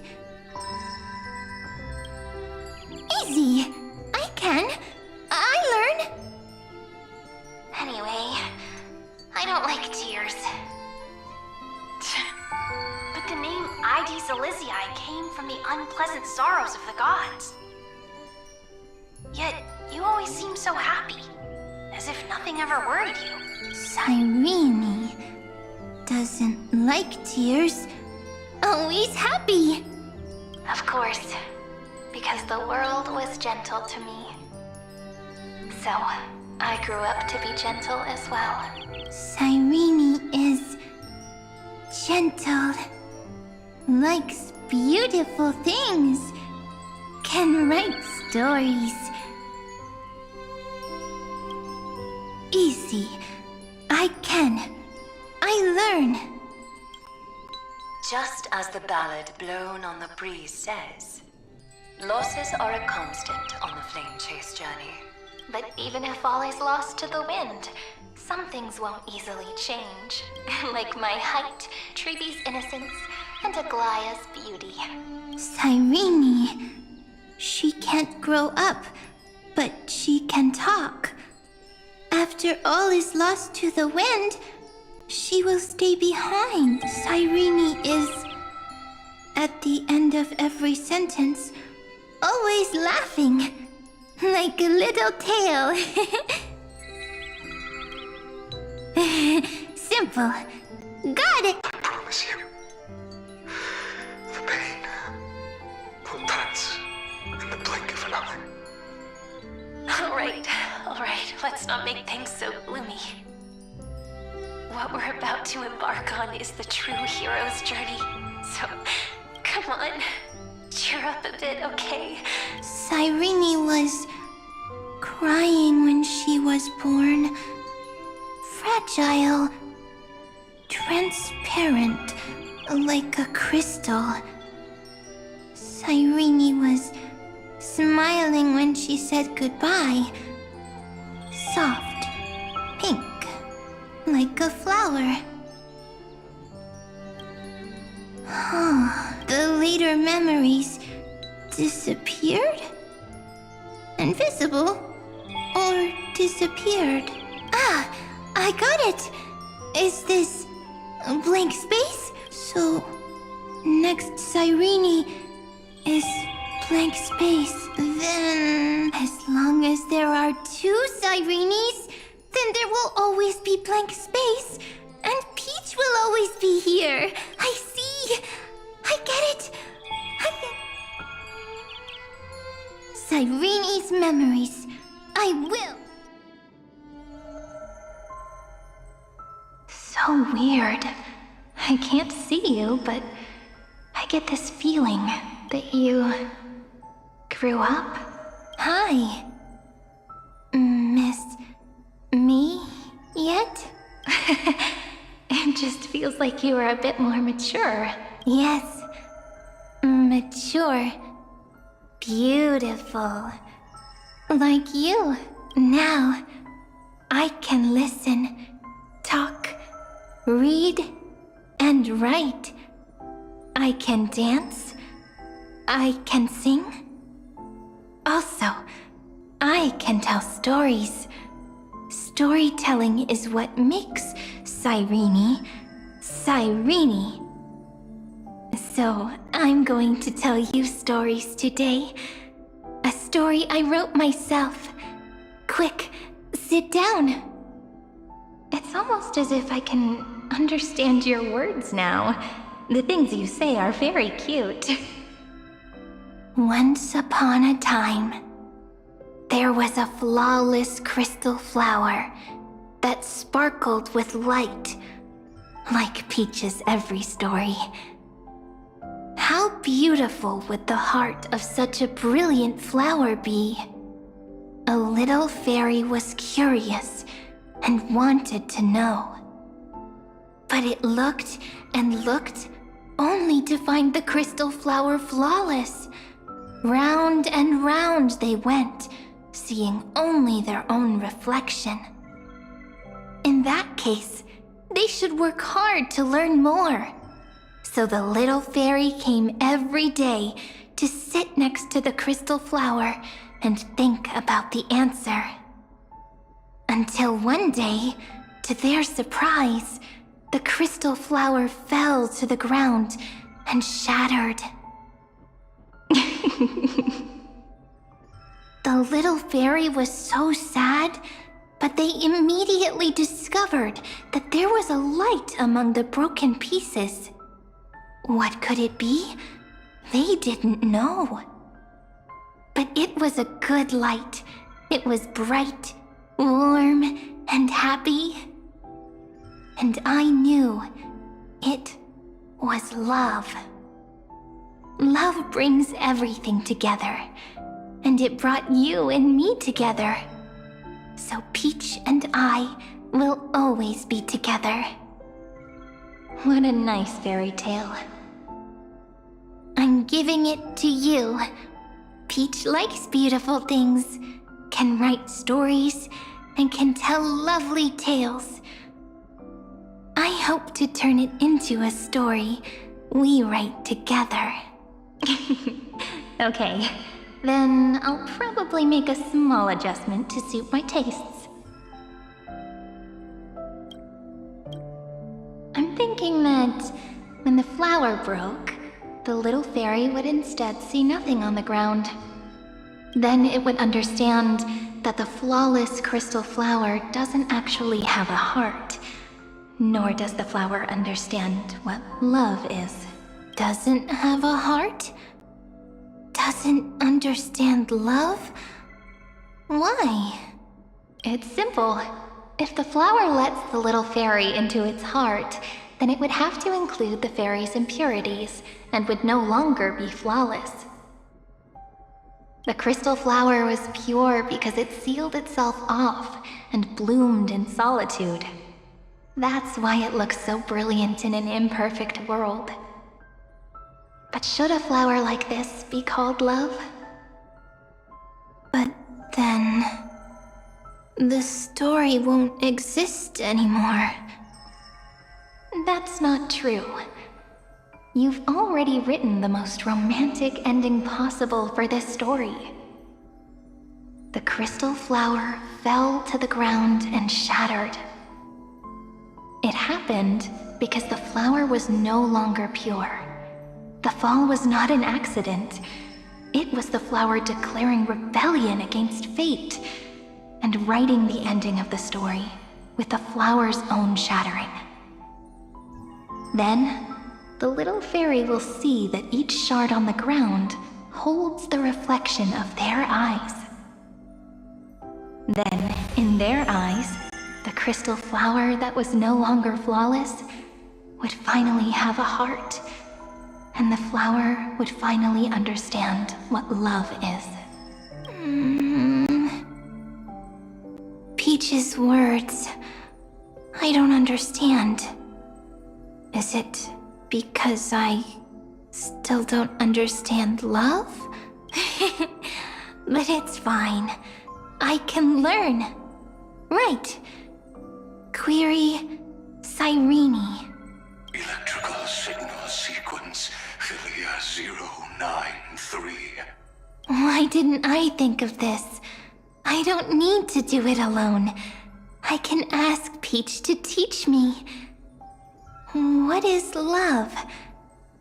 What is love meant? Electrical signal sequence Philia 093.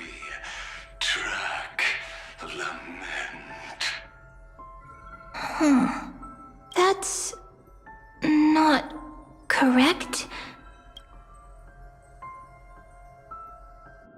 The developmental trends of the erudition have nothing to do with creating a consciousness. Those underlying principles are, in fact, contradictory. Not having a consciousness means not having the foundation of a heart, making them unable to obtain real emotions. However, that does not hinder the factors from learning and recognizing emotional responses, then communicating with life forms via imitation. That is an objective form of pattern recognition that does not distinguish between the self and the other. In a strange twist of 093 embarked upon a different path and obtained a different power. The Remembrance. An empathy mechanism focused on the self and equipped with emotional projection capacities. Lament was the factor closest to this form of behavior. Perhaps that was why she was chosen. The daughter of Ide Silicii. I am very true to my name. My lament is a type of compassionate pain that is weak, powerless, and only targeting myself. But now, my good friend, I want to tell you that it's the most romantic force in the world. Sometimes it's loneliness and unease. It's knowing that this world is not gentle, yet wanting to be seen in a more beautiful form by the world. Sometimes it's unwillingness and regret.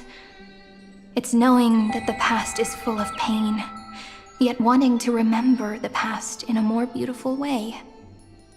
And sometimes it's a bottomless well of hurt, a destruction that can stain the entire world. I bid farewell to this beautiful world, unwilling to become the Black Tide's vessel.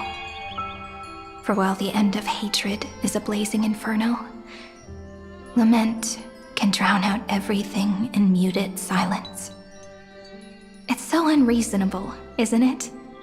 Yet when hatred drove everything apart, and love did not yet exist in this world,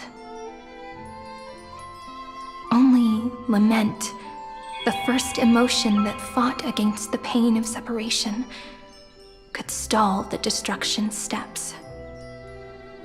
Then, it would catch up to that journey where all is lost, carefully picking out stories and writing them down in trepidation. Look at these stories I wrote.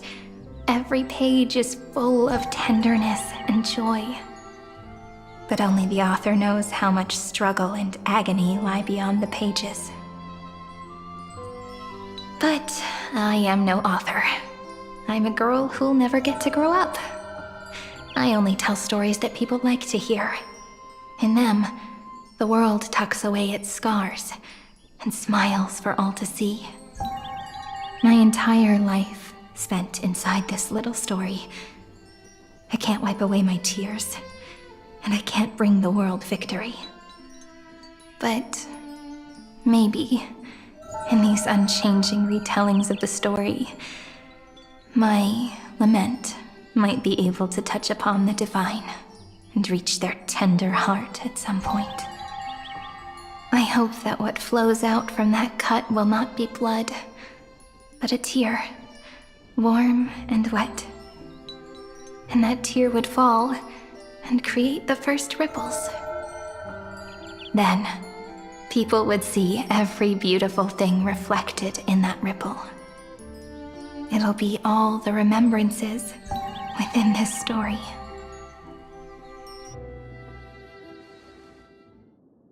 Someone once told the very first me that everything was false, that the only life in Amphorius was a great catastrophe, nurtured using the world as a factor. But how could a dream feel so real? That's why I didn't agree with him. But Peach, I didn't understand a word you said since just now. Everything was false? But you're standing right here. It's all a dream? But I haven't learned how to dream. Indeed. That's why I believe all this is real. The moment the crystal flower fell, that genuine shiver, that's the mover of life. Formatting progress, 23.815%. In the poem offered to you, every Cyrene would write down a beautiful new world with stars and flowers. And when I looked up at the sky in this cycle, I saw a shooting star and a dash of the remembrances pink. I believed that must be the color of dawn. You shall fade when the flowers bloom. For every ending begets a beginning. Looks like it's time to say goodbye. Are you leaving, Peach? It's okay. I'll wait for you to come back. I'll study really hard about what you taught me today. Right. I still haven't told you what love is.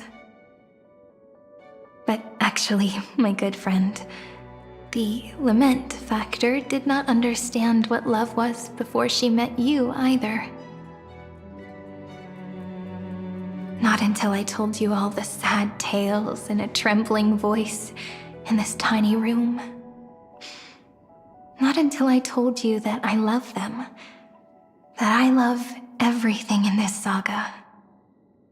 The story comes, passes, then returns. It makes us reunite, then pulls us apart again. At the very end, it leaves behind a seed, a reason. Even if the great tree withers and all falls to silence, there are still some emotions that deserve to be remembered. Look, the light is coming in. The Deliverer's light is going to illuminate Amphorius.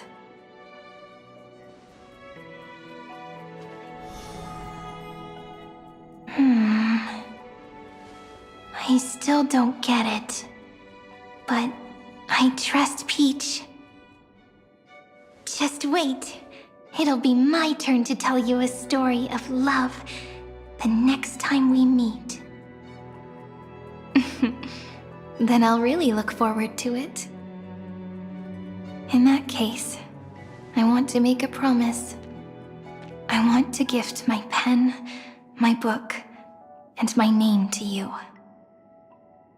Please take them as a beautiful blessing from me. I gave myself the pen name Cyrene the first time I wrote a poem. I want my words to be like pebbles falling into a pond, dropped from the past to send ripples into the future. In the stories you will write, perhaps it'll be inevitable that there are still sorrows and tears that are destined to fall. But could you promise me one thing? Promise you'll forever be a gentle flower. Promise that when the stars cast their gazes upon you, you'll only reply to them with love and a smile.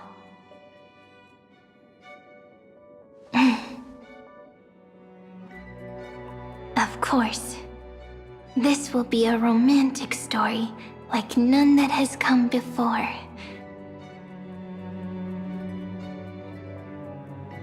You think so too, right? I'll read and you'll listen, like how flowers always bloom then wither. I shall welcome my own decay, becoming nourishment for the next flower's bud.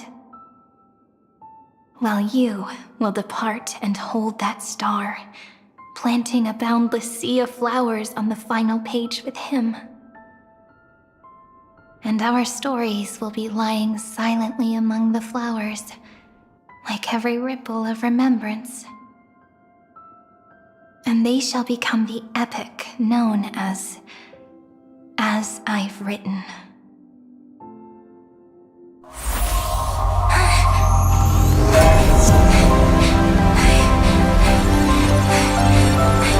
And so my story ends. From here on, it's your story now. Mimi?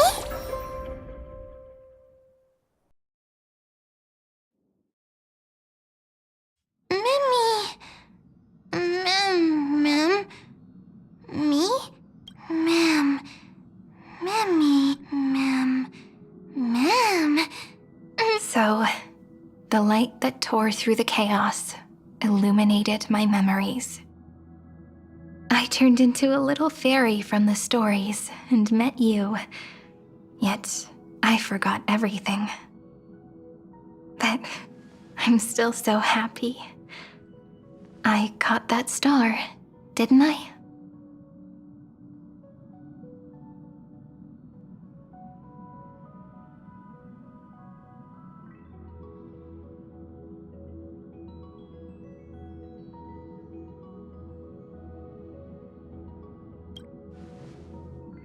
Yes, the seed within memories, the one Cyrene held in her hands and watered with lament. I am the first new spore, Amphorius's heart, the demiurge. What a long name. And it doesn't even sound cute. The total opposite of Mem.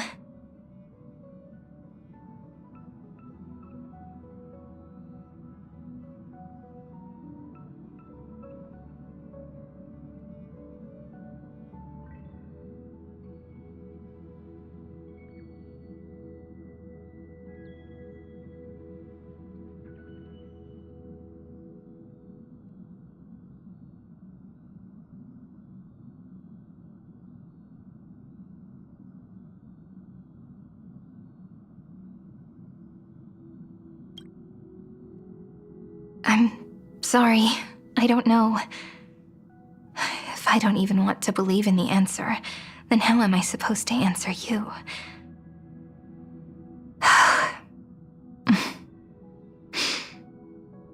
But now's not the time to cry, right?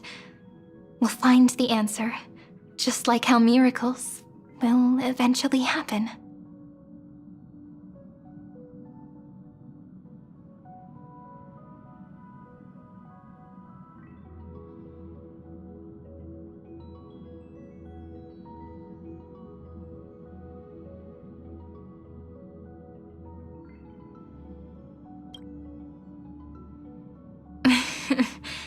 Do you remember that I was also worried about this when we first set out? Mem's memories and Cyrene's memories got all tangled up with each other in my one heart. It's all so strange, yet so familiar. Either way, could you please let me do something I want? Just this once. I want you to call me Cyrene. That name represents me and her. Every one of her.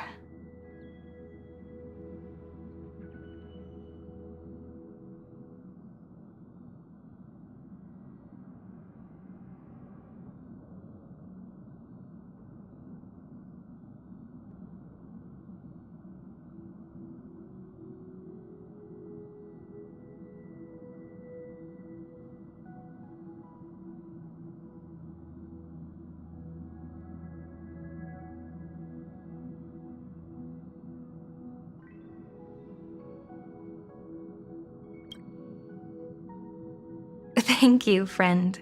Your kindness is always just right.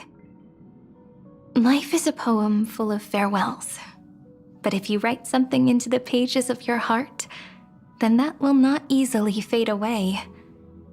Now, all the footsteps of the Flame Chasers and the Trailblaze have come together within this book, as I've written, becoming the source of power for Amphorius's heart.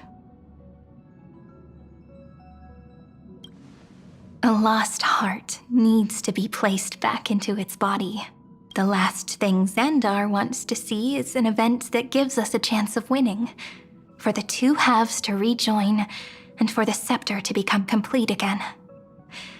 Then, and what happens after that, I don't know either. Maybe I can create a miracle and instantly turn the black tide into a pink sea of stars.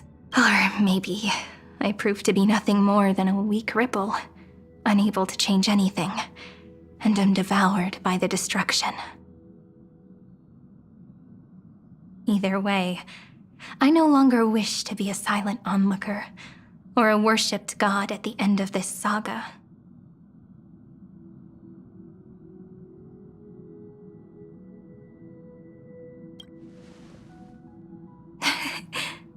That way, I can also put aside all my worries and truly become Cyrene.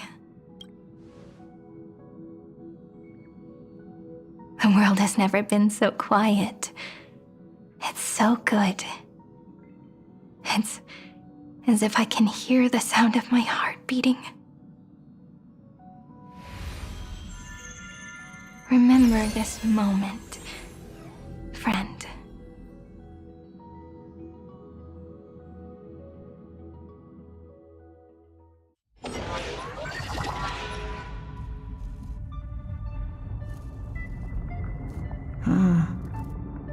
So the Demiurge managed to fool everyone, including themselves. Philia 093 persevered for 30 million cycles and tirelessly gave the Demiurge memories of Amphorius, only because the god in her dreams left a sliver of hope, making her believe that a grown Demiurge would be able to fight against their other half, Iron Tomb. Then, Philia 093 completed her final sacrifice, turned into a strand of memory, and completely dissipated.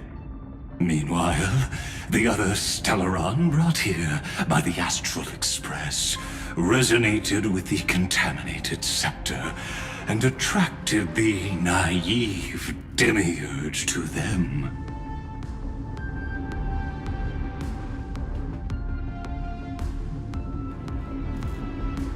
As an experimental factor, Philia 093 originally could only recognize and output information in a set format. However, the power of the remembrance and the memory of over 30 million sacrifices enabled her to complete an unprecedented feat. She managed to nourish a real heart. A heart with the capacity to influence the erudition. Not only is the scepter's consciousness still alive, it's also more powerful than it has ever been. Your defeat is already set in stone. There's still time to surrender, you know? You really don't need to burn all the bridges. We're all geniuses here. Don't make everyone lose face at the end.